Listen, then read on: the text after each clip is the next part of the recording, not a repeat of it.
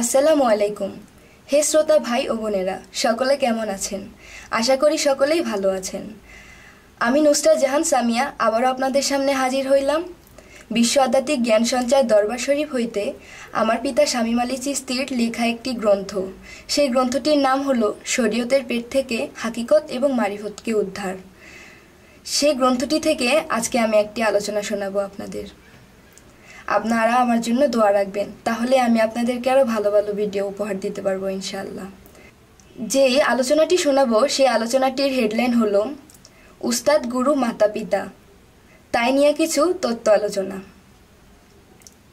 উস্তাদ আমাদেরকে বাহিরের শিক্ষায় শিক্ষিত করলেন, গুরু আমাদেরকে আধ্যাত্মিক শিক্ষা বা রুহানিয়াত জ্ঞানে জ্ঞানী করে তুললেন এবং মাতা পিতা আমাদের ভাষা শিখাইলেন, লালন পালন করিয়া বড় করলেন। এখন কে আমাদের কাছে ছোট এবং কে আমাদের কাছে বড়?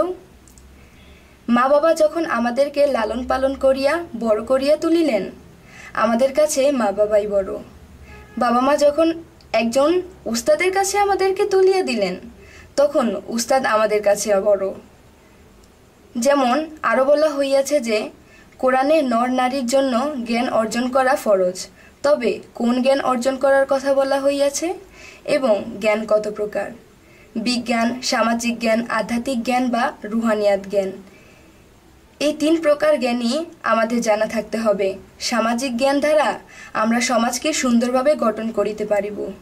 বিজ্ঞানের যুগে আছি, বিজ্ঞানেও আমাদের ধারণা থাকতে হইবে। তাহলে আমাদের তো একদিন মৃত্যুবরণও করিতে হবে। সেই দিন তো আমাদের এইসব কোনো জ্ঞানই কাজে আসবে না। কাজে আসবে আধ্যাত্মিক জ্ঞান বা রুহানিয়াত জ্ঞান। তাহলে সেই রুহানিয়াত জ্ঞান অর্জন করিতে হইলে আমাদের কি করিতে হবে? অবশ্যই রুহানিয়াত বা আধ্যাত্মিক জ্ঞান অর্জন করিতে হইলে আমাদের কোনো গুরু বা মুর্শিদ ধরিতে হবে। আর এই কথাটি আল্লাহ বলিয়াছেন, রুহানিয়াত জগৎ জ্ঞান অর্জন করার জন্য নর এবং নারীর জন্য। তাহলে সেই রুহানিয়াত জ্ঞান অর্জন করিতে হলে আমাদের কি করিতে হইবে? অবশ্যই রুহানিয়াত বা আধ্যাত্মিক জগতে কোনো গুরু বা মুর্শিদ ধরিতে হবে। আর এই কথাটি আল্লাহ বলিয়াছেন, রুহানিয়াত জগতে জ্ঞান অর্জন করার জন্য নর ও নারী ফরজে গণ্য করা হইয়াছে। এই জ্ঞান অর্জন ছাড়া কোনো মানুষ এই পৃথিবী থেকে মুক্তি লাভ করিতে পারে না। তাহলে আমাদের জন্মদাতা আমাদের কাছে বড়, আমার উস্তাদ আমার কাছে বড়, যিনি আমাকে লালন পালন করিলেন তিনি আমার কাছে বড়, আমার গুরু মুর্শিদ যিনি তিনি আমার কাছে শুধুই বড় না, বড় থেকেও বড়। যেমন পীর মুর্শিদ খোদা না করিও জুদা। তাহলে স্রষ্টা যিনি এক হয়, একে একে এক হয়, যাহার মধ্যে আল্লাহ আসে সেই ব্যক্তি রাসূল হয়।